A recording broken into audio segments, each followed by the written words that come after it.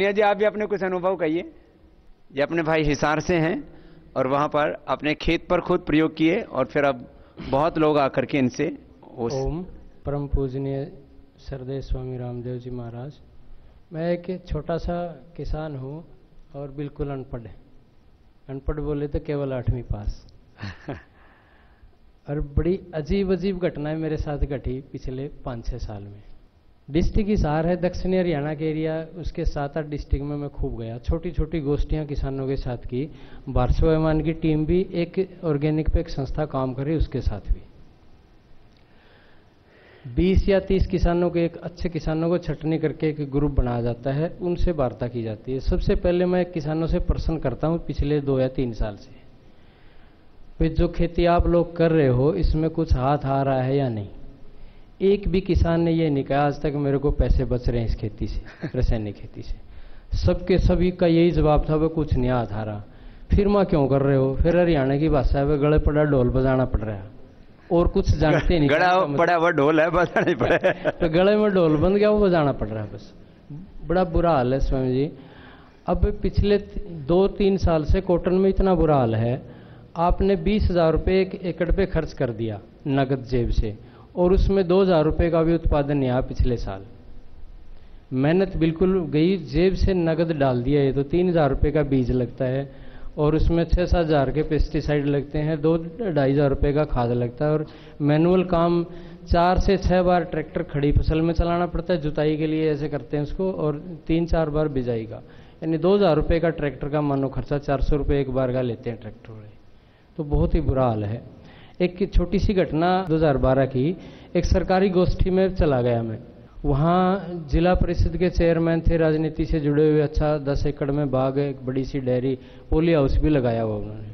वहाँ 3 डिस्ट्रिक्ट के किसान बुलाए हुए थे, सिरसा, फतेहाबाद और हिसार। तो वहाँ पे बैठा सुन रहा था, एडीसी साहब थे चीफ गेस्ट, वो आए नहीं थे। तब तक एक मंच लगा दिया ऐसे ही माइक किसानों के लिए। किसानों से मैंने पूछा, अब की बार, ये 2012 की बात है हमारा, श्री माँ व्हाइट फ्लाई का कितना अटैक था कपास में? भाई बोले जी खूब था, खर्चा बढ़ा दिया बीटी में। बीटी में खर्चा नहीं होता था स्प्रे का, 1 या 2 स्प्रे करते थे तेला वगैरह के लिए। अब की बार बोला 4 स्प्रे करने पड़े, व्हाइट फ्लाई ज़्यादा होगी। वहाँ अगली बार इससे दुगनी होगी, सुन लेना। एक प्रोफेसर बैठे थे एचयू के मंच पे, बागवानी विभाग के प्रोफेसर अश्विनी कुमार, तो उन्होंने भी कहा ऐसा हो सकता है, बढ़ेगा ये कीड़ा। तो मैं इसके लिए फार्मूले बताए उन्हें, मैं 3 फार्मूले लिख लूँ, एक पैसा भी खर्च नहीं होगा, व्हाइट फ्लाई आपके खेत में कुछ नहीं कहेगी, पड़ोसी के कुछ कर दियो सही। एक पुरानी लस्सी शुरू करनी इकट्ठी, आपने जाते ही कभी भी 6 महीने तक ये खराब नहीं होती। जैसे जैन साहब ने बताया खट्टी लस्सी, उसका सिस्टम है तांबे का, उसमें कोई बर्तन डाल दो या तार वार डाल दो, ऐसा हो जाती है उसी। पुरानी लस्सी करनी 10:1 के अनुपात में सिर्फ इसका स्प्रे करना है। एक ये स्प्रे होता था। एक फार्मूला होता है हमारा 10% यानी 10 तरह के कड़वे पत्ते। परनी का मतलब पत्ता। इसमें 50% नीम के पत्ते लेते हैं, बाकी कोई 1 पाव मिले, आधा पाव मिले आख, धतूरा, भांग, कांग्रेस घास, कड़वे पत्ते वाले कोई भी आपके आसपास कोई भी जड़ी हो सकती है। ये पत्तों का कॉम्बिनेशन बना के कुचल के 20 लीटर पेशाब में इसको डालते, इकट्ठा करते हैं 20 से 25 दिन के लिए। मसल छान के इसका स्प्रे करते हैं 10:1 के अनुपात में। कोई भी रस्सू से कीड़ा 2 स्प्रे करने के बाद उस खेत में नहीं रहता, न कोई कीड़ा मरा हुआ दिखाई देता। ये मेरा प्रैक्टिकल है, हमारा श्री 6-7 साल से। जबरदस्त फार्मूला, ये फार्मूले बताए। एक ज़्यादा तिखी मिर्च, और अगर सुंडी भी आ जाए, बीटी सिर्फ अमेरिकन सुंडी को रोकती है। जो बीटी 1 लगाई थी, शुरू में 1 आई थी, फिर 2 आई है। ये एक ऐसा जिन था जो इलियोथिस है, अमेरिकन सुंडी, सिर्फ उसको ही रोकती थी। दूसरी सुंडी जब फसल पक जाती थी तो सारे पत्ते को चट कर देती थी, जो कच्चा फल रह गया तो रह गया। बिट्टी भी ले लिया आपने 3,000 रुपये का बीज, लेकिन फिर भी सुंडी की निजात नहीं पाई। एक ही प्रकार की सुंडी का था। बीटी 2 आ गई। अब बीटी 2 आने के बाद उस काली सुंडी का भी इलाज है। तो उसके लिए बताया था जी, तिखी मिर्च का 3 किलो का, और 1 किलो उसमें लहसुन, मिर्च से आधी मात्रा में, इसका पेस्ट करके ना 10 लीटर पशु के पेशाब में। ये भी अच्छा रिजल्ट था इसका जी। ये फार्मूले में किसानों को लिखे, मैं अगले साल पहले से बना लेना और अपने खेत में छिड़क लेना। मैं अपनी बात पूरी करके महाराज सिर्फ बैठ गया वहाँ जाके ने। तो ऊपर से वो प्रोफेसर जी ने बुलाया मेरे को, पुनिया जी एक बार मंच पे आइए। मंच पे आया, साथ में बैठ के ना माइक से दूर हट के बोला, पुनिया जी आपने ये फार्मूले अप्रूव्ड करवा लिए? अप्रूव्ड की जरूरत क्या है, मैं पैसा थोड़ा ही ले रहा हूँ किसान का, देसी नुस्खा है, देसी नुस्खे कहीं अप्रूव्ड हुए हैं भारत में? ये तो घरेलू सदियों से चलते आ रहे हैं। जैसे अमन में भी सारी दवाइयाँ आ गया, उन पर प्रतिबंध थोड़ा ही है। तो ये बात करने लगा, नहीं पुनिया जी अच्छा रहेगा आप करवा लो, ठीक ठाक सा बोल के मैं जा बैठा। उसी माइक पे आ गए, उसी डॉक्टर ने घोषणा की, भाई पुनिया जी ने जो फार्मूले बताए वो अपने रिस्क पे डाली, हो सकता है ये नुकसान भी कर दे, ये डिपार्टमेंट जिम्मेवार नहीं है, सरकारी प्रोग्राम था हमारा श्री। सबसे ज्यादा पीड़ा उसी दिन हुई थी मेरे को। फिर अगले साल क्या हुआ, अगले साल जुलाई में इतना अटैक हो गया, 2 कीड़ों का अटैक हुआ कॉटन में। एक थ्रिप्स बोलते हैं जिसको चुरड़ा कीड़ा बोले हिंदी में, और एक व्हाइट फ्लाई। इतनी होगी, यूनिवर्सिटी ने जुलाई में 7वें महीने में ही दोनों हाथ खड़े कर लिए। इतनी बड़ी यूनिवर्सिटी, 200 करोड़ से ज्यादा का बजट आता है, एक भी डॉक्टर इसके कंट्रोल नहीं कर पाया। कोई फार्मूला नहीं, बोला भाई नीम का डालो, न्यू नहीं न्यू कह नीम डालो, न्यू नहीं बरा क्यों कर डाले नीम, कुछ नहीं पता जी। और मार्केट में जाओ तो नीम के नाम पे ठगी। मल्टीनेशनल्स कंपनी का 400 450 से कम लीटर नीम का जो तेल वगैरह आता है, कोई फार्मूला नहीं, तो उसका 400 450 का खर्चा वही किसान का जी। तो बड़ी दुखी की बात हुई। फिर अगले साल वो बुलाने लगे जी जुलाई में, बोले ये डीडीए डिपार्टमेंट की छोटी छोटी क्लासें चलती थी, किसान पाठशाला FIG बना के, जिनकी 20-20 या 25-25 किसान होते थे, ये एडीओज होते थे उसमें, एडीओ और बीओ। इनके सरकारी डंडा आवे, इनको किसानों को ट्रेंड करो, देसी फार्मूले लगाएं। तब फिर देसी फार्मूला किसी ने पता नहीं उड़ा आसपास ही शहर के आसपास, तो पुनिया याद आ दी। जो इन्होंने RCO में पता करा हुआ कौन है, इधर का बोला पुनिया है, सारे जाने थे जी डॉक्टर। फिर वो आने लगे, बोले पुनिया जी आपको बुलाया है, आपने वहाँ लेक्चर देना है। मैं उनको रास्ते में उनकी इतनी खिल्ली उड़ाता था, 3 या 4 डॉक्टर होते थे। मैं कहा आप ये बात क्यों नहीं बताते? मैंने तो एक बार बता दी, 10 मिनट की बातें आप बता दो, 3-4 फार्मूले हैं। बोला किसान हमारी सुनते को नहीं अब। बोला नुका तारा ही बट्ठा बिठाए उड़ा है, अब ऊपर आवा। तो मतलब जी ऐसा बड़ा हुआ। तो 1 साल तक ये प्रोग्राम चला, अपने हो गए ट्रेंड, लोग सारे अपनाई गए जी। दूसरा जी, एक बार क्या हुआ, एक बार मैं किसान के पास चला गया, आंसी के पास। किसानों की हालत बताऊं, किसान करते क्या है, बड़ी अजीब बात है। एक बार आदरणीय भाई राकेश जी भी थे, 2008 में आदरणीय दिवंगत राजीव दीक्षित जी का प्रोग्राम था शहीदी दिवस पे। उसमें शहीदों पे उद्बोधन के बाद 20 मिनट के बाद आधा घंटे का दीक्षित जी ने जैविक खेती पे लेक्चर दिया था। तब उन्होंने पंजाब का एक सर्वे किया था, जालंधर डिस्ट्रिक्ट का, बता भाई वहाँ 1 एकड़ में 40 बैग डाल देते हैं 1 साल में, सब्जियों की काश्त लेते हैं। मैं स्टेज पे ही था जब मेरे वो बात हजम नहीं हुई कि यहाँ थोड़ा डालते थे तब तक। तो मैं यार झूठ बोलने वाला व्यक्ति नहीं, और इतने बैग डाल नहीं सकता किसान। तो जी मैं छोटे बड़े बैग मिला के कई 1 किलो के पैकेट आते हैं, होगा तसल्ली सी कर ली दिल में हमारा श्री। तो मैं 2 साल बाद खेड़ी चोपटा पे चला गया, 10 किलोमीटर दूर एक गाँव बड़ा सा, इस ऑर्गेनिक अभियान में ही जाता रहता था। किसी को नहीं पूछा, मतलब अकेला भी चला जाता था। रात को अपनी मोटरसाइकिल उठाई, 10-20 किसान नौरे बैठ के मुक्का गुड़गड़ाते पाउडा अपनी बात शुरू करती। ऐसे ही अभियान चला आज मैंने। तो वहाँ मिर्च की खेती होती थी, बड़ी फेमस एरिया था जी, ये नारनूंद के पास है, खेड़ी चोपटा, खेड़ी जालब, 2 खेड़ी छोटी बड़ी। तो बड़ी खेड़ी में 100 एकड़ के करीब मिर्च की खेती होती थी, हरी मिर्च की। 8 महीने की ये फसल है हमारा श्री। बड़ी दुखद आपको पीड़ा होगी, इतना अत्याचार खेत के ऊपर। मैं उनके पास चला गया, मैं 2-3 मित्र बनाए, 1-2 किसी के रिलेशन में को, माँ वैसे ये बताओ आप कितना खाद डालते हो इसमें मिर्च की फसल में, और कितने स्प्रे करते हो? तो उन्होंने जी डरते डरते बोला 7-8 बैग डाल दें, हाँ यूरिया DAP के, सीधी भाषा में। मैं नहीं ज़्यादा बताओ, सबसे ज़्यादा प्रोडक्शन कौन ले रहा है? बोला भाई 2 साल तक 16 कट्टे घेरा, हाँ मतलब 8 बैग यूरिया के, 8 बैग DAP के। किसी भी यूनिवर्सिटी की भी सिफारिश नहीं है 1 बैग से ज़्यादा DAP की, 1 बैग से ज़्यादा, 3 बैग यूरिया से ज़्यादा किसी भी अपने भारत की कोई भी एग्रीकल्चर यूनिवर्सिटी रिकमेंड नहीं करती। तो फिर वहाँ और बताओ इससे हाईएस्ट भी है को? नो बोला एक है, उसका मतलब 1-1.5 लाख की मिर्च होगी थी 1 साल में, 1-1 किले की। मैं उसने क्या डाला? बोला उसने 35 कट्टे डाल दिए एक बार में 8 महीने की फसल में। 17 सारे डाल रहे शुरू में, हाँ भरी 8-7 पे, फिर आगे बोला 16-17 तो सारे डालना। मैं डाल लो किस तरह? तुम बेड पे जैसे मिर्च लगाई हुई है, एक फाल तोड़ लिया, यानी एक बार फल फ्लोरिंग आ गई, उसमें बार बार आती रहती है, 7-8 दिन में दोबारा फूल आ जाता है।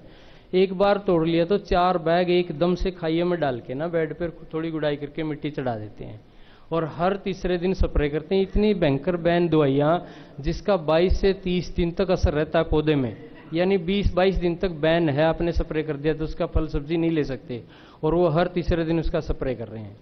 तो फिर उनको समझाने लगा, मैं कहा यार तुम कितना अत्याचार कर रहे हो, ये बात बताओ, तुम इन मिर्चन खाओ। बोला कहीं 10-20 पौधे अलग लगाओ, उनकी खावा।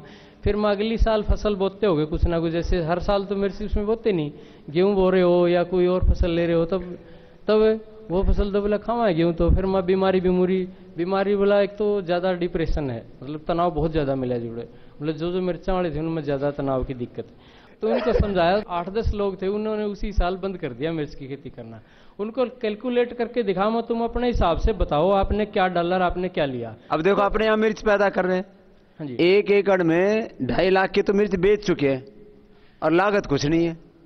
और वहां अब वो 1 लाख की 1.5 लाख की सबसे ज्यादा मिर्च बेच रहा है, 35 कट्टे यूरिया के डाल रहा उसके है। बाद तो फिर बिकी नहीं जी, 50,000 रुपये आ गई, उसका खर्चा 60,000 रुपये आ गया, और वो उगलना शुरू हो गई। मैं इतना जहर डाल दिया, इसमें फसल नहीं होगी। अब ये वो लो। बंद कर गए जी, कोई इक्का दुक्का थोड़ी बहुत लगाता है, 1-2 कनाल, और इतना खाद नहीं डालते। हाँ जी, वो छोड़ गए। तो मतलब ये मूर्खता की बात है। मैंने एक बात जो पूनिया जी बता रहे थे कि भाई जो कंपनियां कर रही हैं, यूनिवर्सिटियों की तरफ से रिकमेंड किया जा रहा है, अपने आप भी मूर्खता कर रहे हैं किसान। हाँ जी, कि भाई पता नहीं इससे क्या पैदा कर लेंगे हम। सही बात। अच्छा, एक किसान के पास चला गया जी, गोभी का किसान मिला मैंने, आसी के पास डाना है। किसी किसान मित्र ने प्याज की पनीरी चाहिए, फिर वो नर्सरी भी है उसकी किसान की। प्याज की पनीरी मतलब पौधे लगाते हैं जी शुरू में, पहले बीज डालते हैं नर्सरी, फिर उसके पौधे लगाए जाते हैं, जैसे धान की लगाई जाती है। वो दिलाने चला गया, उसके गोभी की फसल देखी, बड़ी काली काली सी खड़ी। मैं आहिस्ते सी एक उस किसान को लेके, माँ भाई कितना के पैदावार ले गोभी की? बोला भाई 1 लाख रुपया ही पैदावार हो जाए 1 किलो में, 3 फसल लेता हमारा सिर्फ। में खाद खुद के डाला है, खाद का तो पता ही था, खेत बताओ था हमारा सिर्फ, थोड़ा सा पता चल जाता जिस काम को करो ना, इसमें पता चलता है इसमें कितनी गड़बड़ है। तो उसने कहा भाई 4 बैग DAP के डालना और 4 यूरिया के, एक फसल में 50 से 60 दिन में फसल ले लेते हो जी। 3 फसल ले रहे हो, एक फसल में कम से कम 8 कट्टे यूरिया के या DAP के, दोनों मिक्स करके ना, और 3 फसल ले रहे, 24 बैग का 80 में मिला जी किसान।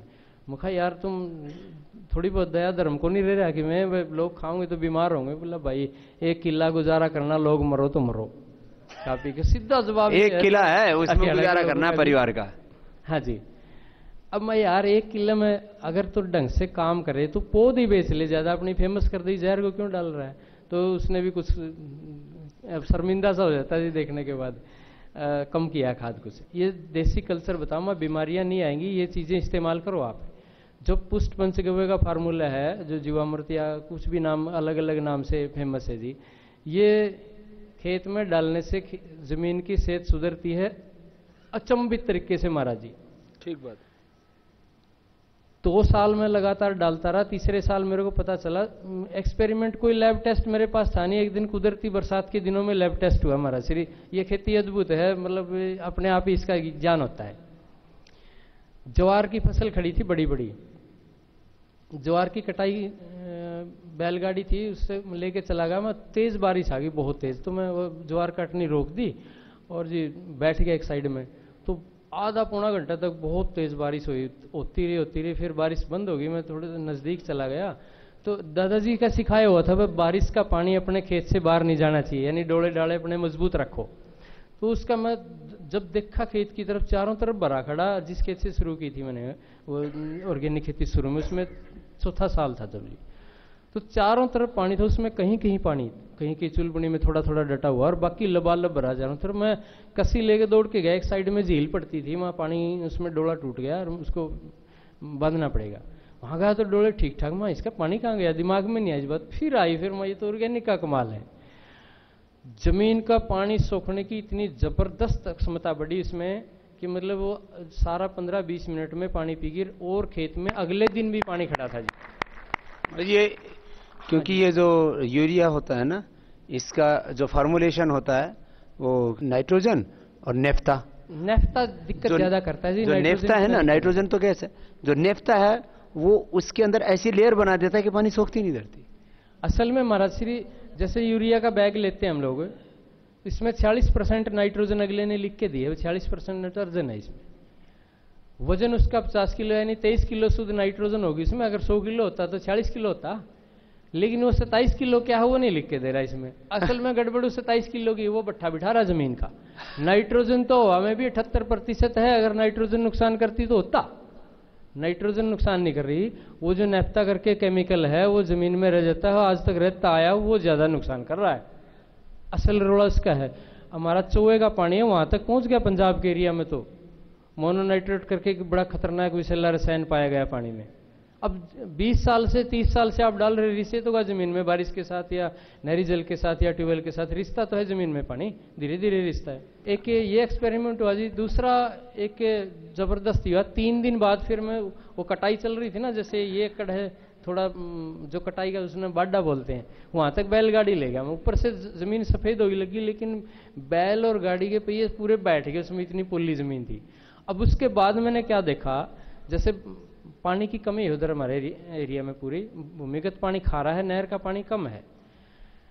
तो जो फसलें पड़ोसियों की थी और अनदर, जैसे बारिश कई दिन नहीं हुई, बाजरा वगैरह ग्वार वगैरह था, एक बाजरे की फसल थी बिल्कुल सूख गई पड़ोसी की।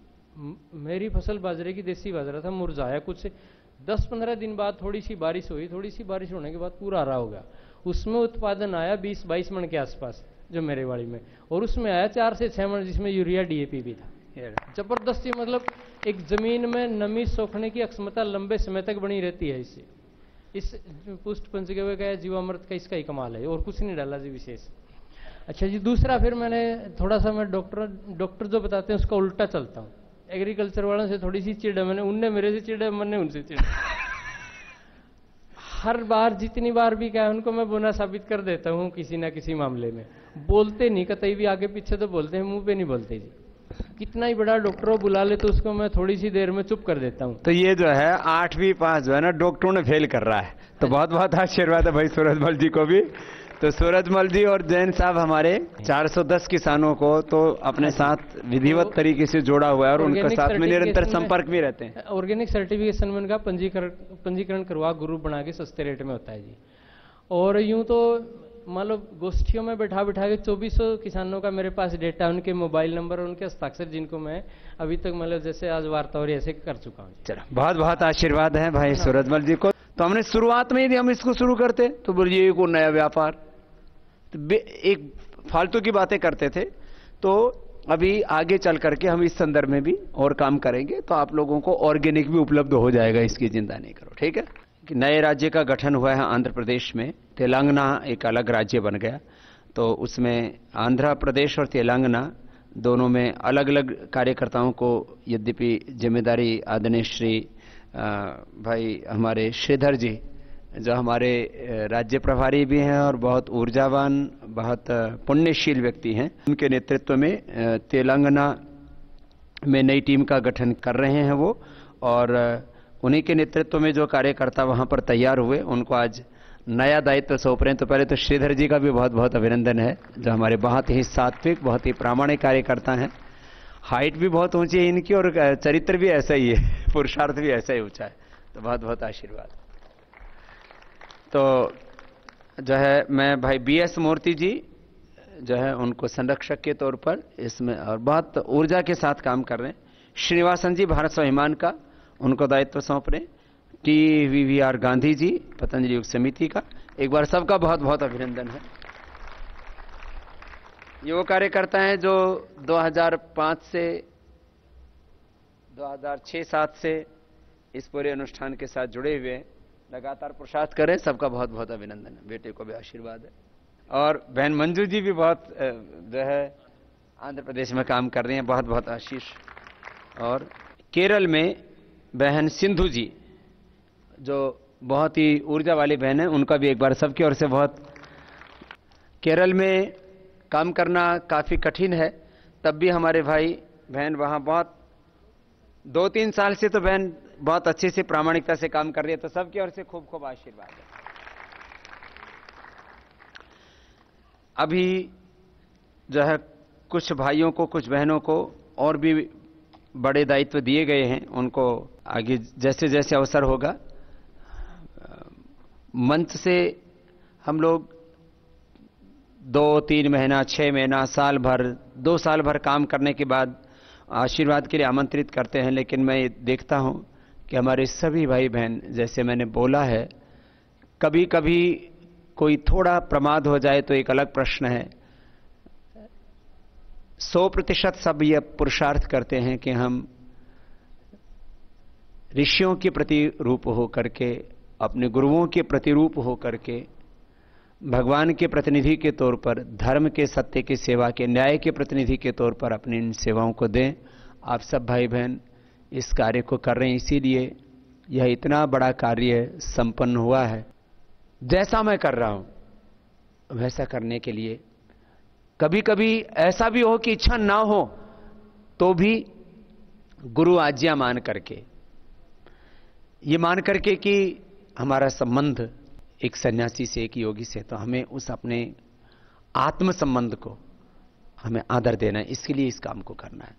कभी कभी होता है ऐसा, ये तो न जाने कितने जन्मों के कर्माशय संस्कार वासनाएं अपने साथ जुड़े हैं, तो कभी कभी बहक जाता है इंसान। कोई बात नहीं, आगे बढ़ते जाना है। मुझे पूरा विश्वास है हम सब मिलकर के योग को, आयुर्वेद को, स्वदेशी व्यवस्था को, चाहे स्वदेशी कृषि व्यवस्था है, स्वदेशी शिक्षा चिकित्सा व्यवस्था है, स्वदेशी अर्थव्यवस्था है, स्वदेश की संस्कृति है, ये बहुत बड़ा विषय है। स्वदेशी मात्र एक वस्तु नहीं, स्वदेशी एक विचार है, सिद्धांत है, एक बहुत बड़ा जीवन का आदर्श है, एक बहुत बड़ा स्वदेशी, एक बहुत बड़ा सत्य है।